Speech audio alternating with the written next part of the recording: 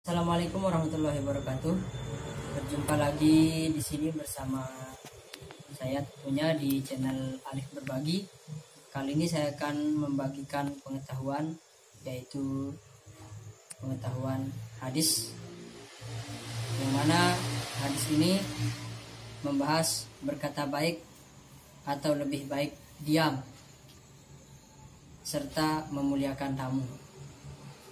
Nah, karena hadis ini lumayan panjang dan penjelasannya juga panjang, saya langsung saja untuk membacakan terjemahannya.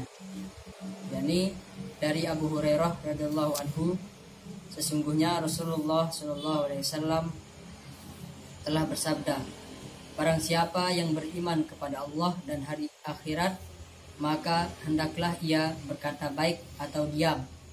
Barang siapa yang beriman kepada Allah dan hari akhirat, maka hendaklah ia memuliakan tetangga. Dan barang siapa yang beriman kepada Allah dan hari akhirat, maka hendaklah ia memuliakan tamu. Hadis ini diriwayatkan oleh Bukhari nomor 6018 dan terdapat juga dalam hadis Muslim nomor 47. Penjelasannya, kalimat barang siapa yang beriman kepada Allah dan hari akhirat maksudnya adalah barang siapa beriman dengan keimanan yang sempurna, yang keimanannya itu menyelamatkannya dari azab Allah dan membawanya mendapatkan ridha Allah, maka hendaklah ia berkata baik atau diam, karena orang yang beriman kepada Allah dengan sebenar-benarnya tentu dia takut kepada ancamannya, mengharapkan pahalanya, bersungguh-sungguh melaksanakan perintah dan meninggalkan larangannya. Yang terpenting dari semuanya itu ialah mengendalikan gerak-gerik seluruh anggota badannya, karena kelak dia akan dimintai tanggung jawab atas perbuatan semua anggota badannya, sebagaimana tersebut pada firman Allah, sesungguhnya pendengaran, penglihatan, dan hati semuanya kelak pasti akan dimintai tanggung jawab, dalam Quran surat Al-Isra ayat 36. Dan firman Allah dalam Quran surat yang lain juga, yang artinya apapun kata yang terucap pasti disaksikan oleh Raqib dan Atid. Quran surat Qaf ayat 18. Bahaya lisan itu sangat banyak. Rasulullah Shallallahu alaihi wasallam juga bersabda, bukankah manusia terjerumus ke dalam neraka karena tidak dapat mengendalikan lidahnya? Beliau juga bersabda, tiap ucapan anak Adam menjadi tanggung jawabnya, kecuali menyebut nama Allah, menyuruh berbuat ma'ruf, dan mencegah kemungkaran. Barang siapa memahami hal ini dan beriman kepadanya dengan keimanan yang sungguh-sungguh, maka Allah akan memelihara lidahnya sehingga dia tidak akan berkata kecuali perkataan yang baik atau diam. Sebagian ulama berkata, seluruh adab yang baik itu bersumber pada 4 hadis. Antara lain adalah hadis barang siapa yang beriman kepada Allah dan hari akhirat, maka hendaklah ia berkata baik atau diam. Sebagian ulama memaknakan hadis ini dengan pengertian, apabila seorang ingin berkata, maka jika yang ia katakan itu baik lagi benar, dia diberi pahala. Oleh karena itu, ia mengatakan hal yang baik itu. Jika tidak, hendaklah dia menahan diri, baik perkataan itu hukumnya haram, makruh, atau mubah.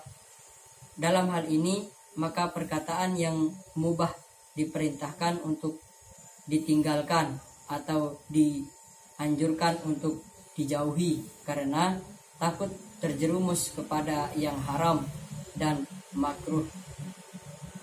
Dan seringkali hal semacam inilah yang banyak terjadi pada manusia. Allah berfirman, apapun kata yang terucapkan pasti disaksikan oleh Raqib dan Atid.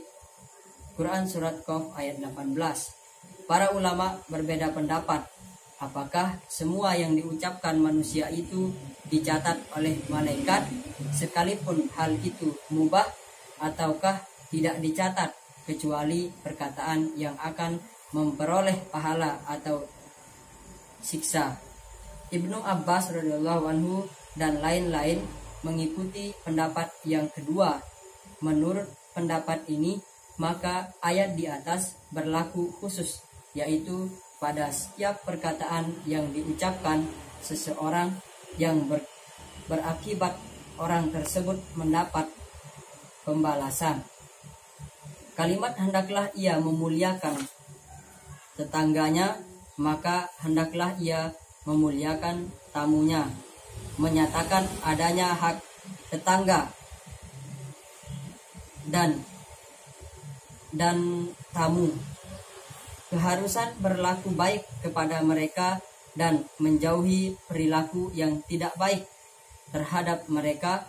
Allah telah menetapkan di dalam Al-Quran keharusan berbuat baik kepada tetangga, dan Rasulullah SAW bersabda, Jibril selalu menasihati diriku tentang urusan tetangga, sampai-sampai aku beranggapan bahwa tetangga itu dapat mewarisi harta tetangganya. Bertamu itu merupakan ajaran Islam, kebiasaan para nabi dan orang-orang soleh. Sebagian ulama mewajibkan menghormati tamu, tetapi sebagian besar dari mereka berpendapat hanya merupakan bagian dari akhlak yang terpuji. Pengarang kitab Al-Ifsah mengatakan, hadis ini mengandung hukum hendaklah kita berkeyakinan bahwa menghormati tamu itu suatu ibadah yang tidak boleh dikurangi nilai ibadahnya. Apakah tamunya itu orang kaya atau yang lain. Juga anjuran untuk menjamu tamunya dengan apa saja yang ada pada dirinya walaupun sedikit. Menghormati tamu itu dilakukan dengan cara segera menyambutnya dengan wajah senang, perkataan yang baik, dan menghidangkan makanan. Hendaklah ia segera memberi pelayanan yang mudah dilakukannya tanpa memaksakan diri. Pengarang juga menyebutkan perkataan dalam menyambut tamu. Selanjutnya ia berkata, adapun sabda Nabi Shallallahu Alaihi Wasallam, maka hendaklah ia berkata baik atau diam, menunjukkan bahwa perkataan yang baik itu lebih utama daripada diam, dan diam itu lebih utama daripada perkataan buruk. Demikian itu karena Rasulullah Shallallahu Alaihi Wasallam dalam sabdanya menggunakan kata-kata hendaklah untuk berkata benar didahulukan dari perkataan diam. Berkata baik dalam hadis ini mencakup menyampaikan ajaran Allah dan Rasulnya dan memberikan pengajaran kepada kaum muslim, amar ma'ruf nahi mungkar berdasarkan ilmu, mendamaikan orang yang berselisih, berkata yang baik kepada orang lain, dan yang terbaik dari semua itu adalah menyampaikan perkataan yang benar di hadapan orang yang diikuti yang ditakuti kekejamannya atau diharapkan pemberiannya. Sekian dan terima kasih, semoga ada manfaatnya. Wassalamualaikum warahmatullahi wabarakatuh.